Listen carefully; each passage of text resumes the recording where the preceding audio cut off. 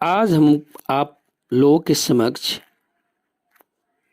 पितृपक्ष श्राद्ध कर्म में तर्पण कैसे किया जाता है, इसके बारे में एक महत्वपूर्ण जानकारी लेकर आया हूँ कि ये तर्पण जो कर्म होता है कब और कैसे किया जाता है। तो मित्रों, सबसे पहले मेरा अनुरोध है कि यदि आप हमारे चैनल में नए हैं तो सबसे पहले इस चैनल द एवरग्रीन को सब्सक्राइब कर लें, वीडियो को लाइक, कमेंट और शेयर करें ताकि ये महत्वपूर्ण जो जानकारियाँ हैं अन्य तक भी पहुँचे।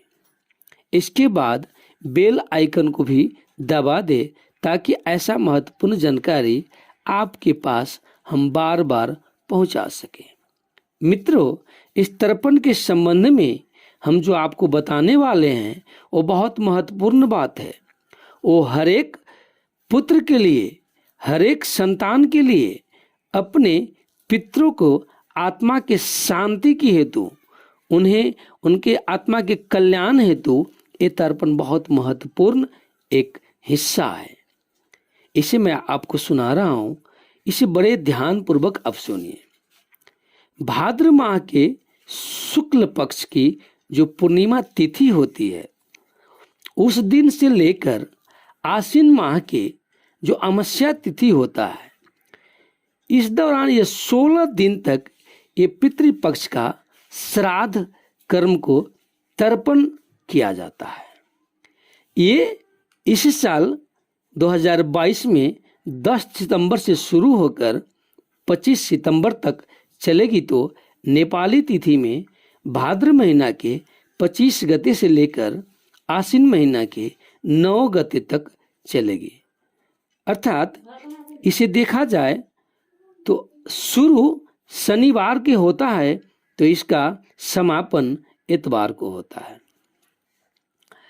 अब हम आपको बता रहे हैं कि हमारे हिंदू धर्म के आधार पर 16 दिन चलने वाला यह पितृपक्ष पूरी तरह हमारे पितरों के ऊपर समर्पित होता है। इस दौरान हमारे पितरों आत्मा की शांति हेतु हम श्राद्ध, तर्पण, पिंडदान और अन्य भी दान और पुण्य करते हैं। इस दौरान विशेष तौर से शास्त्र के आधार पर हमारे पितरों इन्हीं अवधि में कौवे के रूप में अपने अपने लोक से पृथ्वी पर आगमन करते हैं, अर्थात उनका अवतरण होता है। और पिंडदान के बाद अर्थात अमावस्या के बाद वो सब पुनः अपने अपने लोक को प्रस्थान कर जाते हैं।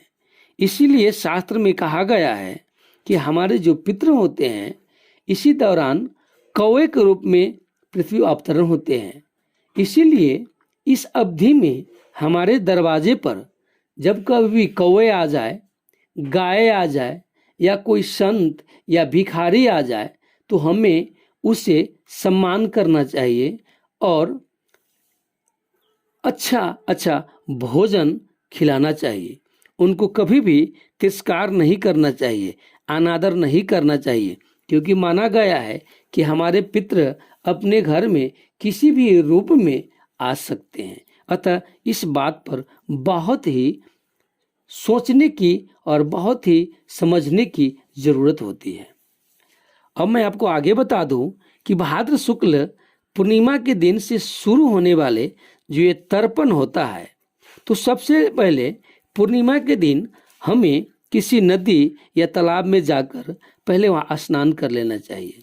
और स्नान करने के बाद हमें उस तालाब में ही जाकर पूर्व दिशा के ओर अपना मुख कर कर घूमकर अपने हाथ में कोई फल, संभवतः खीरा और जो खरी होता है, रारी हम भी कहते हैं उसे, उसका जो फूल होता है जो फुल्की कहते हैं, अर्थात खीरा और फुल्की से देव को अर्थात सूर्य देव लगायत देवताओं को तर्पण करना चाहिए। और दक्षिण मुख करके हमें अगस्त ऋषि को जल तर्पण करना चाहिए। इसके बाद दूसरे दिन से अर्थात प्रतिपदा से लेकर अमावस्या तिथि तक हमें लगातार अपने पितरों को जल तर्पण करना चाहिए। इसमें सबसे पहले हमें 3 बात का ख्याल रखना चाहिए कि इसमें देव तर्पण होता है और मनुष्य दिव्य मनुष्य को तर्पण होता है और पितरों को जल का तर्पण होता है।